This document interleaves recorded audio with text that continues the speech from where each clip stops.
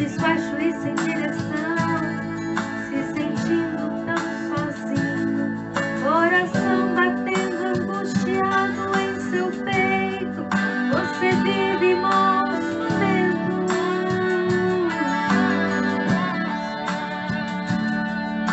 É todo dia a mesma coisa e você se cansou de tanto sofrimento.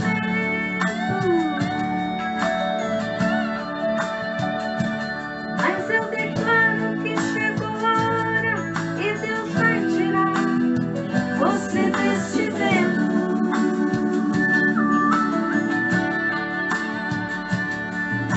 Se a fúria do inimigo contra ti se levantar,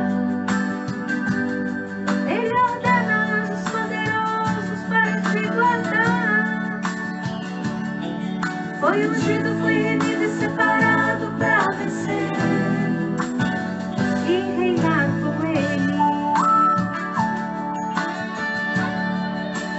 Deus vai na frente, garantindo a vitória para os filhos seus, quebrando as correntes, sujeitando os inimigos, porque Ele é Deus. Vai sair a guarda-rocha, com esse Deus não há quem possa, não há como nosso Deus. Lá no Egito trouxe as pragas e humilhou o tal de Faraó, exaltou a Israel e fez saber que aquele povo não estava só. Mas a morte vira vida, pra tudo tem uma saída, não há Deus como esse Deus. Elohim, El Shaddai, Adonai, adore o nome dele. Ele é Deus verdadeiro, Ele te amou primeiro, te levanta desse chão. Elohim, El Shaddai, Adonai, adore o nome dele.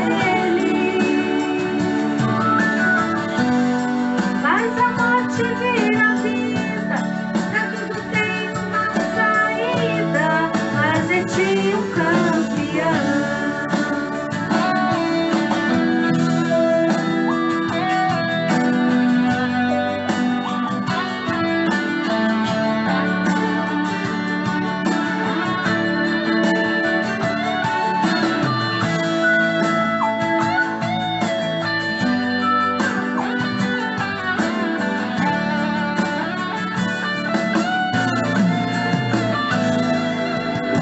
Distante eu te vi, parado à beira do caminho, cabisbaixo e sem direção, se sentindo tão sozinho, coração batendo angustiado em seu peito, você vive maus momentos.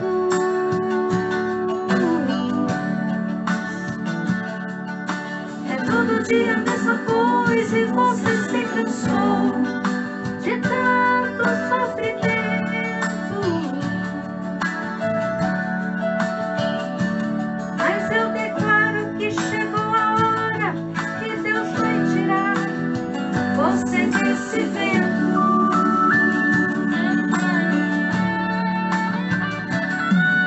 Se a fúria do inimigo contra ti se levantar, Ele ordena anjos poderosos para te guardar. Foi ungido, foi remido e separado para vencer e reinar com Ele. Deus vai na frente, garantindo a vitória para os filhos seus, quebrando as correntes, sujeitando os inimigos, porque Ele é Deus.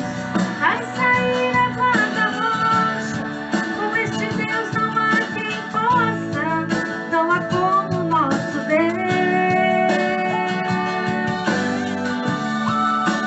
Lá no Egito trouxe as pragas e humilhou em tal de Faraó, exaltou a Israel e fez saber que aquele povo não estava só.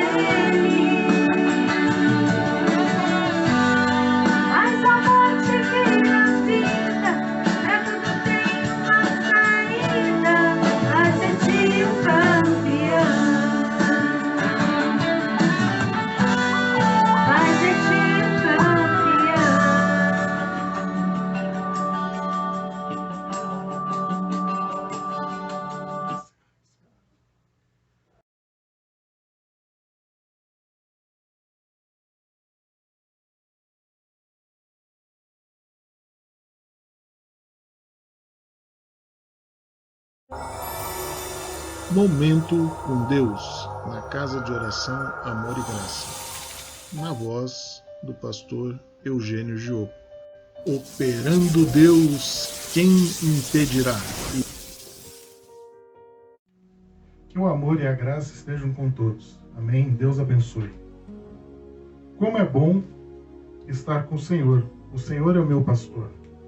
E é bom estar diante dele, é bom estar com ele, é bom estarmos na igreja, é bom estarmos aqui professando a nossa fé, vivendo com ele, estando com ele em todos os momentos da nossa vida. Como isso é gostoso, como isso é bom. Mas imagine se você fosse obrigado a fazer isso, por uma força maior do que a sua, maior do que a sua vontade. Você fosse pego pela polícia e fosse obrigado a servir o Senhor. Imagine uma situação como essa. Já parou para pensar nisso? E isso aconteceu. Certa vez, a polícia obrigou um homem a servir Jesus. O nome desse homem era Cirineu. Abra sua Bíblia em Lucas 23. Amém?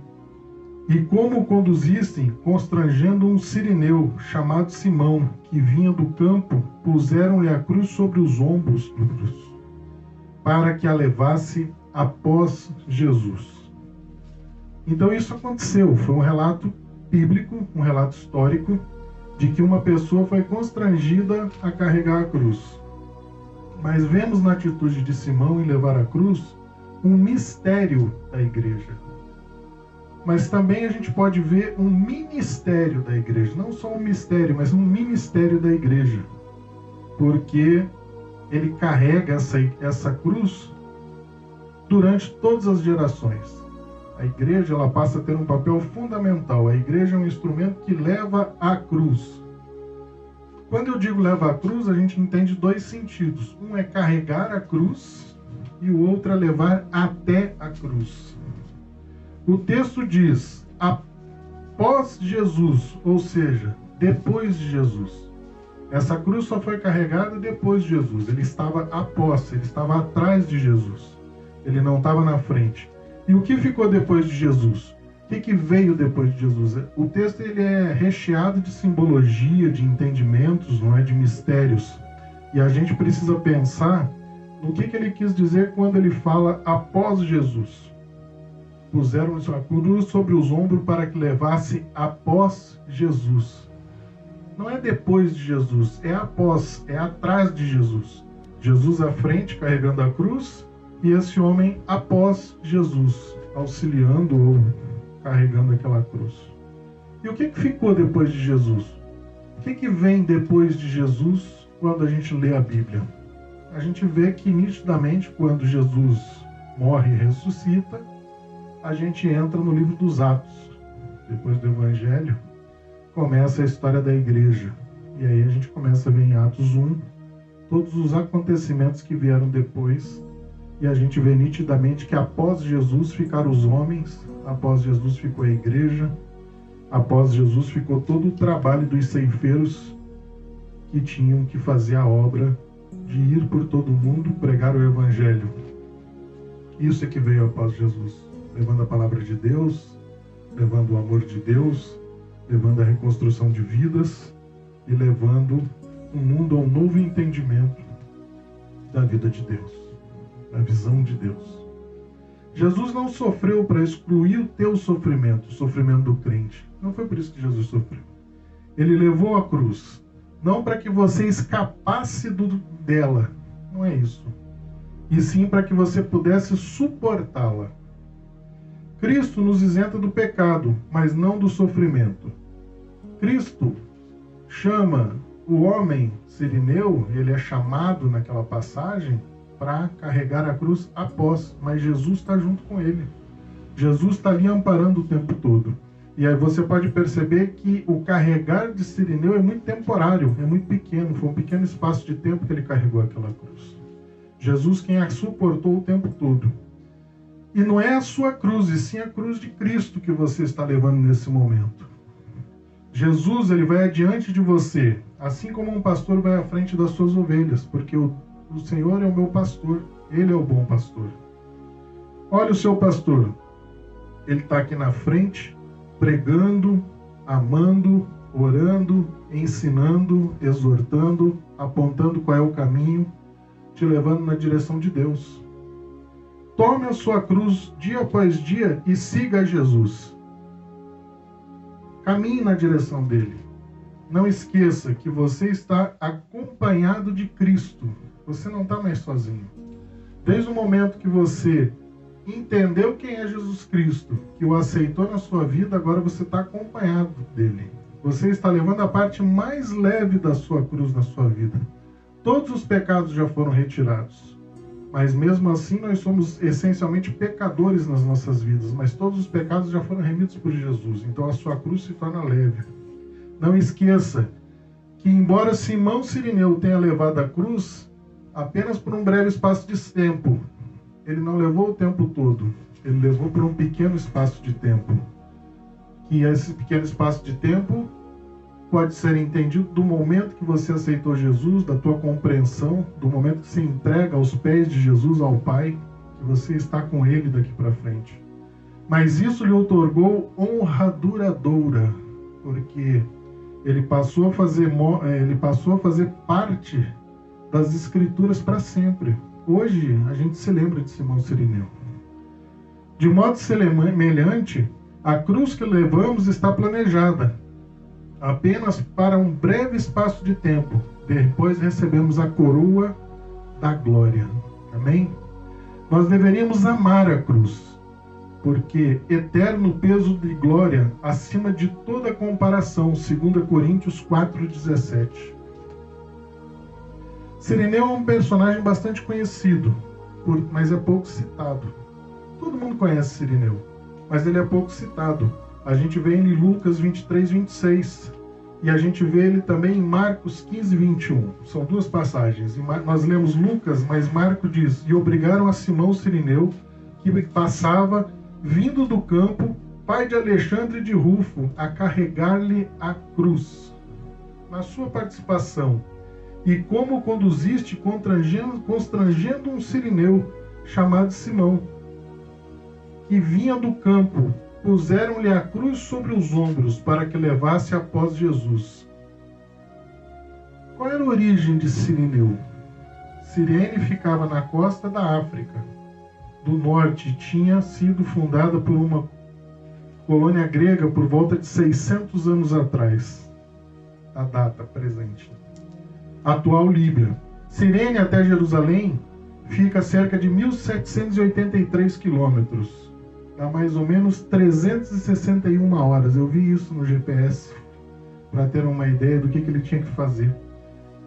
Isso aí daria mais ou menos uma caminhada de 15 dias andando 24 horas por dia. Esse foi o tempo de viagem que ele levou. Passou Líbia, Egito e Israel. Foi a caminhada que ele teve que fazer para chegar até lá. Ele passou por 3 países.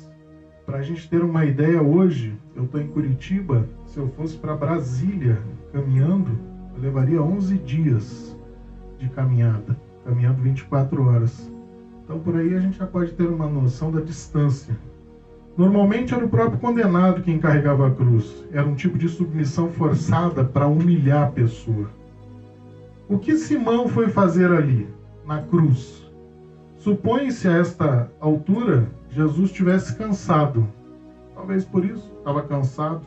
Já tinha passado por muitas dificuldades, tinha sido preso numa madrugada, numa noite anterior, já em momento muito enfraquecido pelas circunstâncias do dia, de toda a movimentação. Podia estar fisicamente enfraquecido por causa dos açoites, por causa de tudo que ele tinha que suportar. Assim, os soldados obrigaram que um homem circunstancialmente presente carregasse o madeiro indo atrás do Senhor. Estaria Jesus realmente cansado? Vamos ler o que o texto diz. Então os soldados o levaram para dentro do palácio, que é o pretório, e reuniram todo o destacamento. Vestiram-no de púrpura, tecendo uma coroa de espinho. Lhe a puseram na cabeça e saudavam, dizendo: Salve o rei dos judeus. Davam-lhe na cabeça com um caniço, cuspiam nele, pondo-se de joelhos, o adoravam. Depois de terem escarnecido Despiram-lhe a púrpura e vestiram com as suas próprias vestes. Então conduziram Jesus para fora ao fim de crucificarem. Então, quando a gente lê esse texto aqui, a gente tem uma impressão nítida de que Jesus realmente estaria cansado, extenuado, diante de muita dor, diante de muito sofrimento.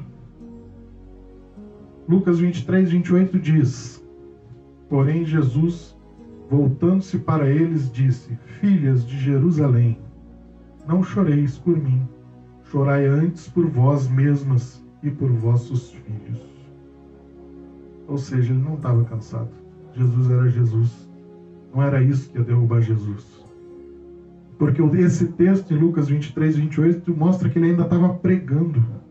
Ele ainda estava advertindo. Ele não estava cansado. Ele estava exortando as pessoas no que elas deviam fazer. E ainda avisando: não choreis por mim. Chorai antes por vós mesmas e por vossos filhos. Nitidamente Jesus não estava cansado. Jesus mostrava que o homem deveria carregar a sua cruz. Com esse acontecimento, a gente percebia que o homem deveria carregar a sua cruz, até ele voltar para pegá-la. É interessante como um personagem secundário teve o seu nome expressamente mencionado. Parece que se tratava de um espectador inocente, alguém que estava ali de passagem, que deve ter pensado quando foi tomado no horror da sua crucificação. O que será que ele deve ter pensado quando viu o horror da sua crucificação acontecendo ali, quando ele foi abordado pelos oficiais de época e colocado junto com Jesus? Seu futuro, o que teria acontecido? Teria passado pela cabeça dele sentença de morte junto com Jesus? Ou algo do tipo? A gente nunca vai saber isso. Simão de Cirene figurou ali a autêntica natureza do discipulado de Jesus. Isso eu posso garantir para você. Porque tomamos a cruz e seguimos a Jesus. E o que consiste em tomarmos a cruz e seguirmos a Jesus? Lucas 9:23 fala sobre isso. Jesus dizia a todos: se alguém quiser acompanhar-me, negue-se a si mesmo. Tome diariamente a sua cruz e siga-me. Em Lucas 14:27 diz: e aquele que não carrega a sua cruz e não me segue, não pode ser meu discípulo. E ainda nós vemos em Mateus 16, de 24 a 26, então disse Jesus aos seus discípulos: se alguém quer vir após mim, negue-se a si mesmo, tome a sua cruz e siga-me. Pois quem quiser salvar a sua vida por amor de mim, perdê-la-á. Mas quem perder a sua vida por amor de mim, achá-la-á. Pois que aproveita o homem se ganhar o mundo inteiro e perder a sua vida? Ou que dará o homem em troca da sua vida? Pedro disse, o outro Simão: Senhor, estou pronto a ir contigo, até a prisão e a morte. Lucas 22, 23. Isso mostrava a disposição de um homem de fazer alguma coisa. Podemos considerar Simão inocente, preso pelas circunstâncias? Será que o homem pode ser de fato considerado inocente? O que Simão pensou quando percebeu a cruz de quem estava carregando? Que opinião ele tinha formado acerca desse profeta e pregador itinerante? Como será que Simão reagiu ao Calvário, após o Calvário? Antes da crucificação, sim, era apenas como todos nós, pois todos pecaram e careceram da glória de Deus. Romanos 3:23. Era um pecador perdido, condenado, incapaz de expiar os próprios pecados. É exatamente a condição em que estamos hoje, todos nós. Tiago 5:17 a 19 diz: Elias era homem sujeito às mesmas paixões que nós. Ou seja, todos somos iguais. E orando pediu que não chovesse, por 3 anos e 6 meses não choveu sobre a terra. E orou outra vez, e o céu deu chuva, e a terra produziu o seu fruto. Mas após a cruz, as coisas mudaram para sempre na vida de Simão.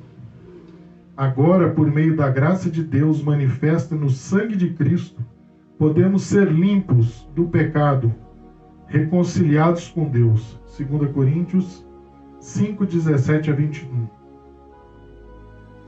Quando Jesus sai, ele deixa os homens à frente do trabalho. E o que a gente deve fazer então? Porque ficou muito claro, eis aí teu filho, mulher, eis aí teu filho, disse Jesus na cruz. Finalmente devemos considerar que o ato praticado por Simão de Cirene nunca ficou esquecido. Aquele encargo que impuseram fizeram dele um personagem privilegiado na memória da igreja. Seu nome veio a se tornar conhecido entre os cristãos, ensinando-os sobre a importância de ajudarmos uns aos outros a levarmos as nossas cargas, a ser igreja até que Jesus volte. Aprendemos assim que devemos valorizar mais as oportunidades concedidas pela vida. Precisamos ajudar o irmão a carregar a sua cruz. E quando entramos na história da vida de alguém, cada um de nós é semelhante a Simão. Toma a sua cruz. Como reagiremos diante da cruz? Como Simão, estaremos dispostos a carregar a cruz de Jesus? Você está disposto a carregar a sua cruz? Tome sua cruz e ande. Quem aqui está disposto a carregar a cruz de Jesus? Faremos hoje o que ele foi obrigado a fazer? Você consegue fazer isso? Sem ser obrigado? Pelo amor, pela graça, pela vontade, pela misericórdia, pelo entendimento da palavra? Carregar a vergonha e o opróbrio dos homens pela causa de Cristo? Seria isso uma prova de fé? Seria isso a tua forma de fé? Se for agora, que Deus te abençoe. Amém.